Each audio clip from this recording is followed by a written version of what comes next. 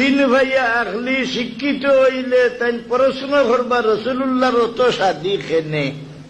ওবা তোমার বাবার মগজ আছিল 1200টা আকল, আর তুমি হল বাটর বাট ভাইছ রসুল্লাহর অত শাদি খেনে তোমার মগজ আমাই জীবনী।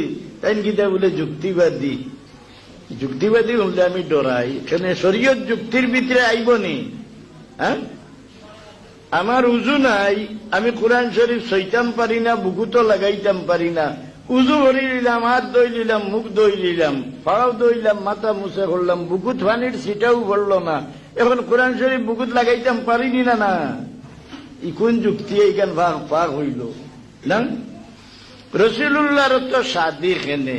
ইয়া আল্লাহ, আল্লাহর খাস দয়া হয়েছিল, সবচেয়ে বড় দয়া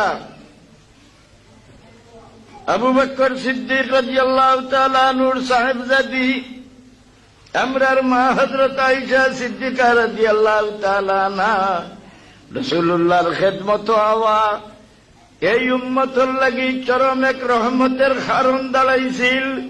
যদি ঈসা বানি হযরত হুজুর আকরাম সাল্লাল্লাহু আলাইহি সাল্লামের খেদমত তশিব আনতা না, তে আমরা এই পরিমাণ গভনী শরীয়তের সংবাদ পাইবার কোন উপায় আছিল না।